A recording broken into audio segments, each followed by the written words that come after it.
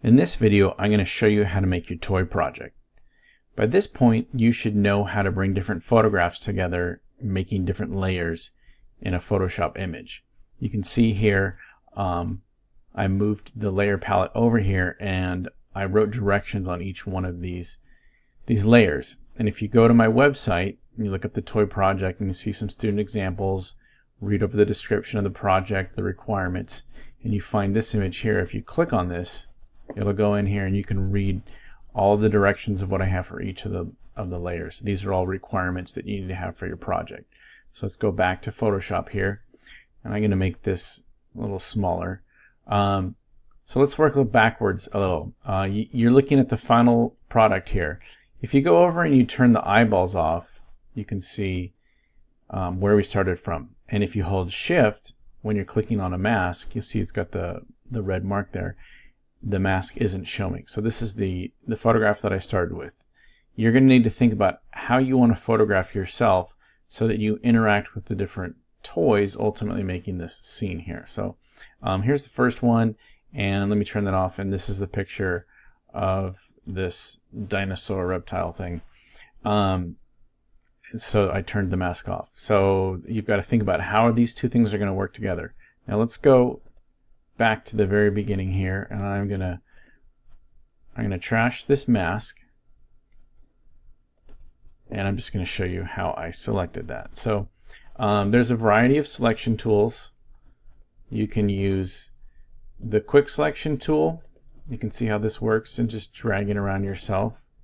If it's not working well, go over here and look and see, are you on the right layer? So if you photograph this against a pretty decent background, it should work pretty well. If you're against like a gray or a white background, you may want to use the magic wand tool, and you could select the background. So let me undo this selection. You could try selecting your background. It's not bad.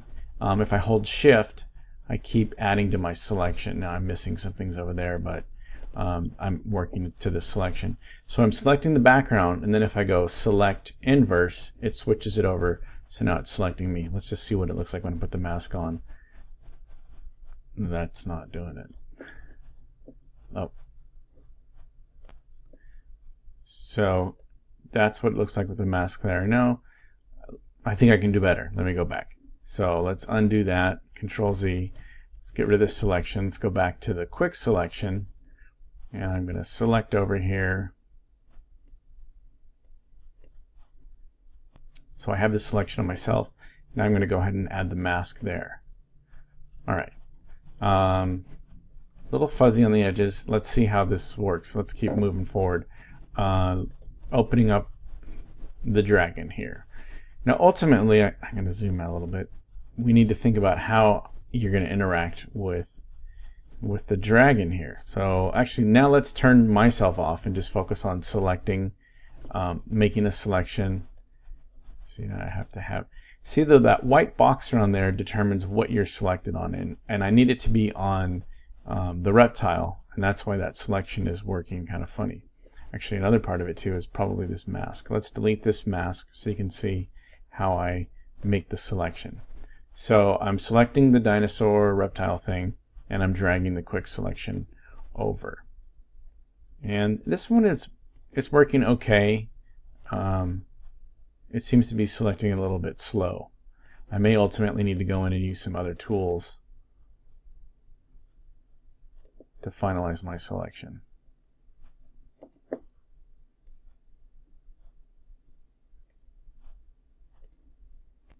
So I need to go in here, and if I push Alt on my keyboard, you'll see that the mouse turns to a negative. I can go in and select those areas. Now let me zoom in a little bit here and show you another trick.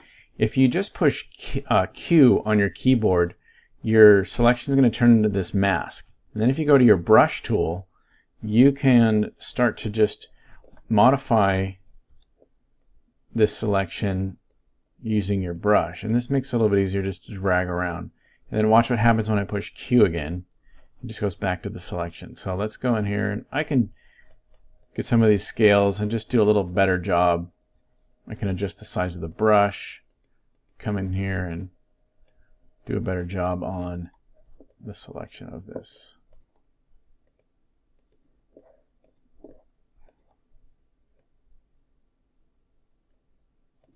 right, back to Q. Zoom out, and then I'm going to put the mask on him. Okay, so now I've selected, remove the background from there, and I have myself. Now some things I need to do with myself. You would not see my left leg, so I need to go back to the brush there, and if I push X, now I'm brushing away. So my whole leg here pretty much needs to go away. I probably need to reposition myself a little bit so that I can see. Actually, if I go here and lower the opacity, it makes it a little bit easier. So I can go in here and figure out these areas where I wouldn't be seeing myself. So back on the mask here, and then I'm just going to go in here and I'm going to start to remove these little areas, adjust the brush size. Because if we see him in front of me, it'll make it look like these parts of me are behind. That's how it would look in a natural photograph.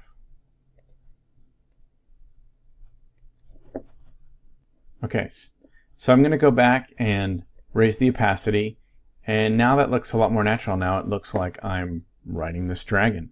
Let's zoom out a little bit more, and the next thing we're going to do is bring in a background. So I took this photograph in Sedona, and so I'm going to bring that in. If you want to use something from the internet, that's fine.